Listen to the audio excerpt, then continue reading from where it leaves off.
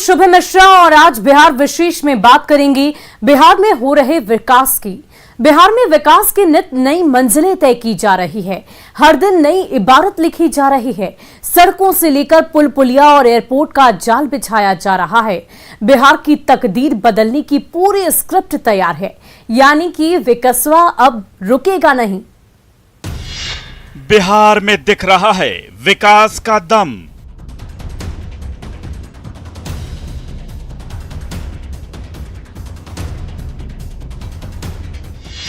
अब किसी से पीछे नहीं रहने वाले हम।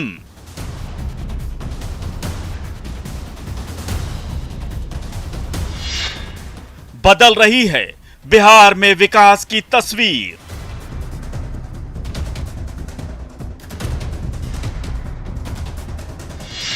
खुलने वाली है बिहार वासियों की तकदीर।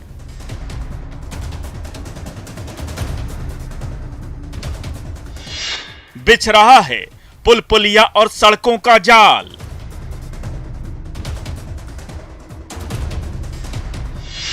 हाईवे और एयरपोर्ट के मामले में भी कमाल।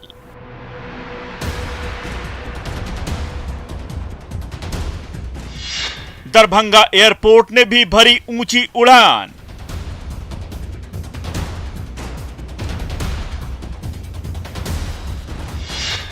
ऐसा विकास देख हर कोई है हैरान।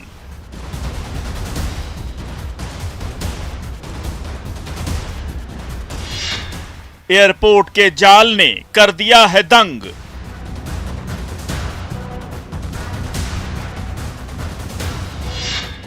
पूर्णिया को भी लगने वाला है पंख।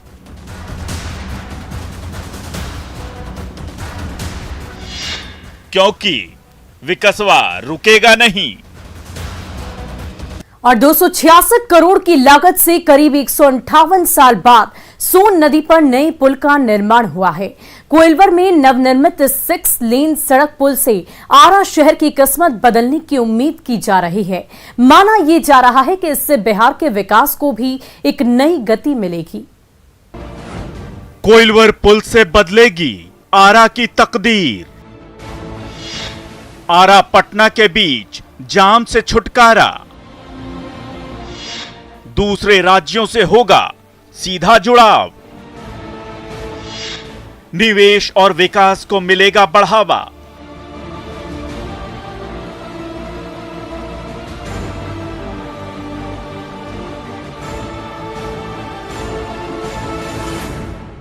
ये संभावनाओं का पुल है, ये उम्मीदों का पुल है, ये विकास का पुल है, ये बदलते बिहार का पुल है, क्योंकि इससे बदलने वाली है बिहार की तकदीर।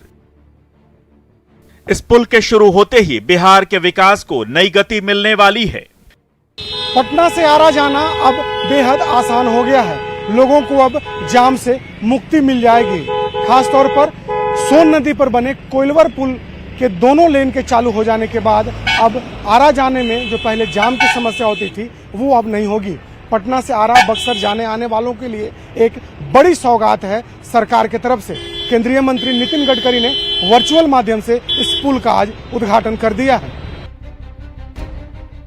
केंद्रीय सड़क एवं परिवहन राजमार्ग मंत्री नितिन गडकरी ने बुधवार को वीडियो कॉन्फ्रेंसिंग के जरिए नए कोइलवर पुल की डाउनस्ट्रीम 3 लेन पुल का लोकार्पण किया।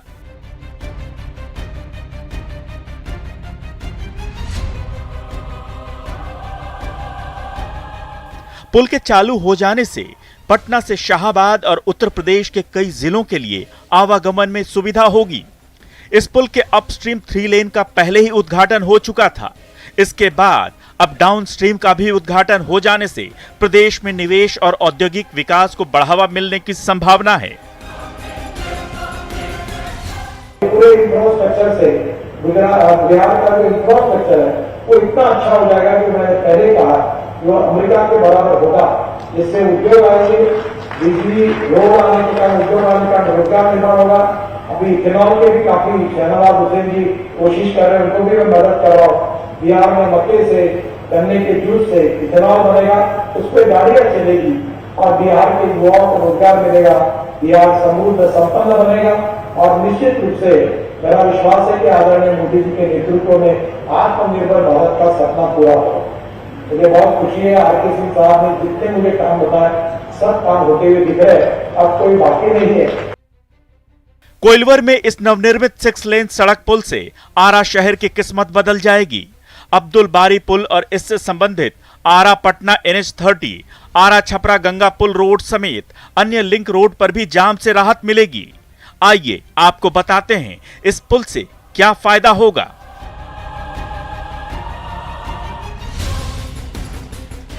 यह 6 लेन पुल 1.5 किलोमीटर लंबा और करीब 30 मीटर चौड़ा है।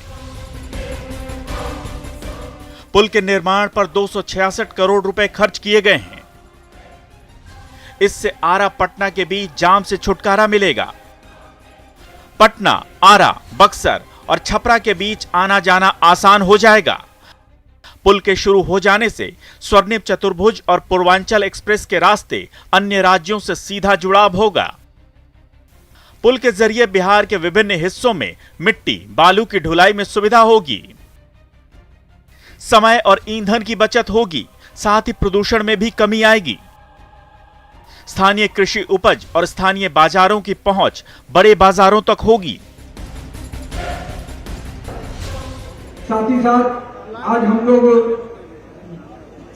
शाहबाद के इस धरती पर उपस्थित हुए हैं और हम लोगों ने जहां एक ओर एक बहुत बड़ी योजना जो आरा मोहनिया और आरा बक्सर की चल रही है, मुझे बताते हुए खुशी है कि इसको भी माननीय नितिन गडकरी जी के प्रयास से और बिहार को आरा मोहनिया और आरा बक्सर जो 2 बड़े स्टेज का काम यहाँ पर चल रहा है, उसमें आरा बक्सर का काम दिसंबर तक कंप्लीट होने की योजना है।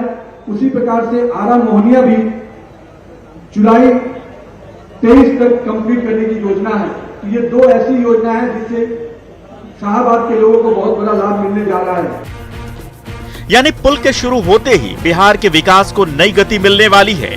पुल के उद्घाटन कार्यक्रम में वीडियो कॉन्फ्रेंसिंग के जरिए नितिन गडकरी के अलावा केंद्रीय मंत्री और स्थानीय सांसद आरके सिंह, केंद्रीय मंत्री अश्विनी चौबे, उप मुख्यमंत्री तारकिशोर प्रसाद और रेणु देवी और पथ निर्माण मंत्री नितिन नवीन समेत कई नेता मौजूद थे। और इसके लिए विशेष रूप से आग्रह किया। इसके कारण कितना ट्रैफिक जाम होता है, लोगों को कितनी तकलीफ होती है, ये बात उन्होंने मेरे पास पहुंचाई। और एक प्रकार से मुझे खुशी है कि आरके सिंह साहब ने जिस कार्य के लिए लगातार प्रयास किया, मेहनत की, उनका इस पुल का ही नहीं तो उनके क्षेत्र के लगभग सभी काम मैंने पूरे करके दिए और आज वो काम पूरे होते देखते हुए उनकी मेहनत सामने आई है। तो मैं आरके सिंह जी का विशेष अभिनंदन करूंगा, उनका धन्यवाद दूंगा और वहां की जनता को ये कहूंगा कि आपको आरके सिंह जी जैसे प्रतिनिधि मिले जिसने पूरी ताकत लगाकर आपके विकास के लिए आपको बहुत बड़ा योगदान दिया। करीब 158 साल बाद सोन नदी पर यह नया पुल बना है। इससे पहले सोन नदी पर अंग्रेजों ने पुल बनाया था। इस पुल की अपस्ट्रीम लाइन का उद्घाटन 10 दिसंबर 2020 को हुआ था। पुराने अब्दुल बारी पुल से करीब 500 मीटर उत्तर की ओर यह नया पुल बनाया गया है। पुल की लंबाई 1 किलोमीटर 528 मीटर है और पुल की चौड़ाई 30 मीटर है। इसका शिलान्यास 22 जुलाई 2017 को केंद्रीय मंत्री और स्थानीय सांसद आरके सिंह ने किया था। भोजपुर, पटना और शाहबाद के अन्य जिलों समेत उत्तर प्रदेश के जिलों के लिए यह पुल सह 4 लेन सड़क लाइफलाइन साबित होने की उम्मीद है।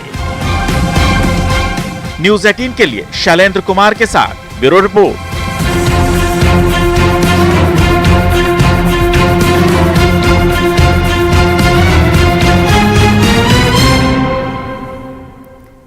और बिहार में सड़कों और पुलों का जाल बिछाया जा रहा है। योजना के तहत बिहार में देश के सबसे लंबे सड़क पुल का भी निर्माण कार्य चल रहा है। इसके अलावा औरंगाबाद से दरभंगा के बीच बिहार के पहले एक्सप्रेसवे पर भी लगातार काम हो रहा है।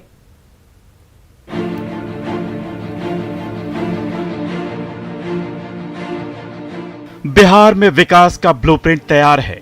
सड़क और पुल के जरिए राज्य के कोने कोने को देश से जोड़ा जा रहा है।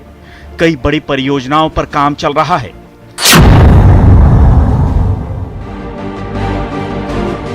सुपौल जिले के बकौर से मधुबनी जिले के भेजा के बीच देश के सबसे लंबे सड़क पुल का निर्माण किया जा रहा है। यह पुल 2023 तक बनकर तैयार हो जाएगा। इसके निर्माण के बाद सुपौल से मधुबनी की दूरी 30 किलोमीटर कम हो जाएगी। फिलहाल मधुबनी जाने के लिए 100 किलोमीटर की दूरी तय करनी पड़ती है, जो घटकर 70 किलोमीटर हो जाएगी। अप्रोच रोड के साथ पुल की लंबाई 13.3 किलोमीटर होगी। कोसी नदी पर बन रहे इस पुल में कुल 171 पिलर बनाए जाने हैं। सामरिक दृष्टिकोण से भी ये पुल बहुत अहम है। नेपाल, बांग्लादेश और भूटान के साथ उत्तर पूर्व के राज्य इससे जुड़ जाएंगे। बागडोगरा एयरपोर्ट पर भी आने जाने में काफी आसानी होगी। भारतमाला परियोजना के तहत आमस दरभंगा एक्सप्रेसवे पर भी काम चल रहा है। ये बिहार का पहला एक्सप्रेसवे होगा। औरंगाबाद से जयनगर तक बन रहे इस एक्सप्रेसवे की शुरुआत औरंगाबाद के मदनपुर से हो रही है। ये सड़क 4 लेन होगी। गया एयरपोर्ट के बगल से होते हुए जीटी रोड को भी इस सड़क से कनेक्ट किया जाएगा। सड़क के बनने के बाद पटना का गया और दरभंगा एयरपोर्ट से सीधा संपर्क हो जाएगा। साथ ही उत्तर और दक्षिण बिहार के बीच सीधा सड़क संपर्क होगा। बिहार में पुलों का निर्माण भी तेजी से किया जा रहा है। सड़क संपर्क योजना के तहत राज्य के उन हिस्सों में भी विकास पहुंचाने की कोशिश की जा रही है जहां उग्रवादियों ने अपना डेरा बसाया हुआ है। औरंगाबाद, बांका और गया जिले में करीब 179.20 किलोमीटर लंबाई की 11 सड़कों का निर्माण चल रहा है। इसके लिए नीतीश सरकार ने 265 करोड़ 36,16,000 रुपए की मंजूरी भी दे दी है। Bureau report, news 18।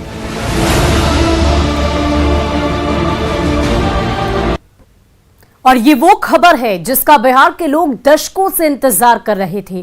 बिहार में एयरपोर्ट का जाल बिछाया जा रहा है।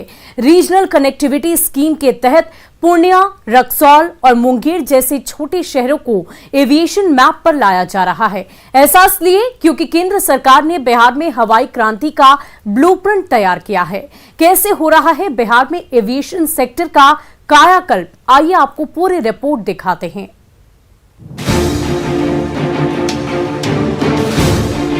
वो दिन याद कीजिए जब बिहार के लोगों के लिए हवाई जहाज में सफर करना एक सपना हुआ करता था। लोगों को लगता था कि अगर उन्होंने हवाई जहाज में सफर कर लिया तो मानो उनकी जिंदगी भर की तमन्ना पूरी हो गई। लेकिन ये अब बीते दिनों की बात हो गई है। आज बिहार के कई शहरों से हवाई सेवा चल रही है।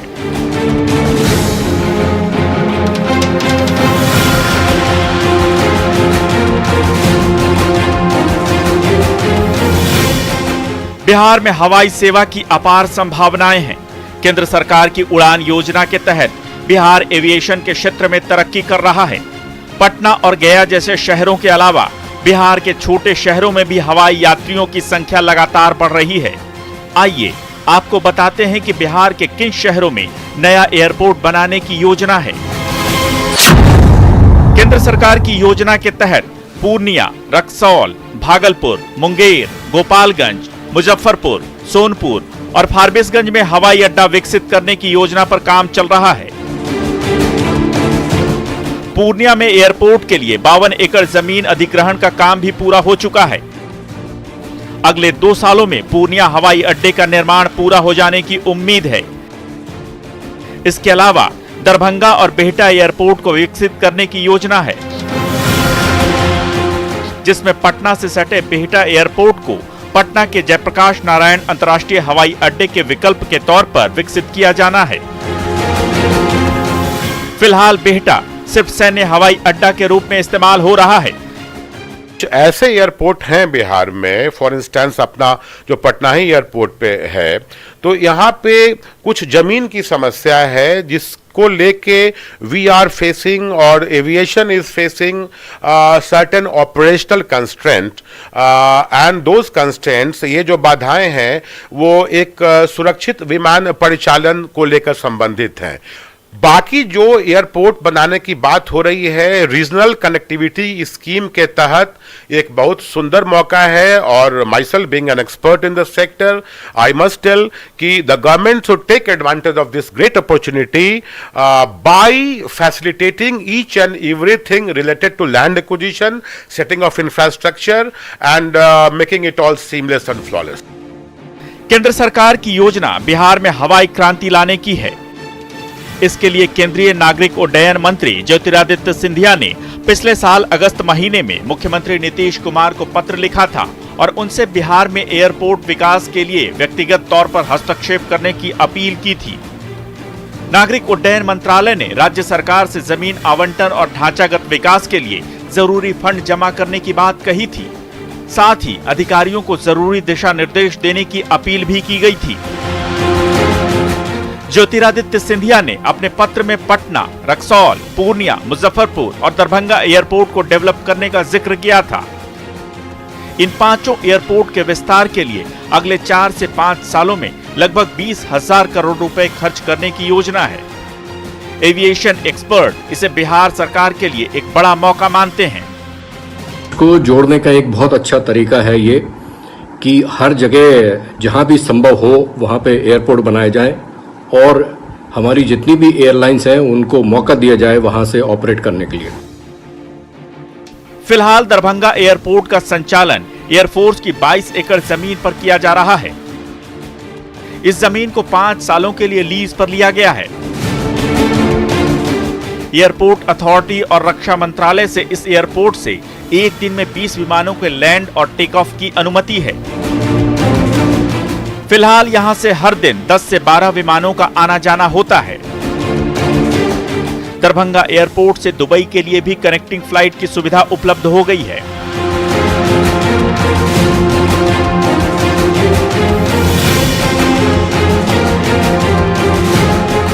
दरभंगा एयरपोर्ट से मिथिलांचल का कारोबार भी बढ़ा है।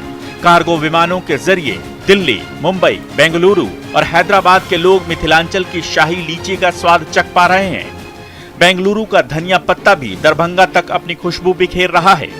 अब मिथिलांचल का प्रसिद्ध मखाना, मछली और पान भी देश के अलग अलग हिस्सों में भेजा जा रहा है। राज्य में एविएशन सेक्टर में अपार संभावनाएं दिख रही हैं। आने वाले दिनों में बिहार के हवाई यात्रियों को बड़ी उम्मीदें हैं। जिस गति से काम हो रहा है, ऐसे में तय माना जा रहा है कि बिहार में हवाई क्रांति आने वाली है और बिहार के विकास को पंख लगने वाले हैं। Bureau report, news 18। और फिलहाल के लिए हमारे इस विशेष कार्यक्रम में आज बस इतना ही। आप बने रहे न्यूज़ 18 बिहार झारखंड के साथ।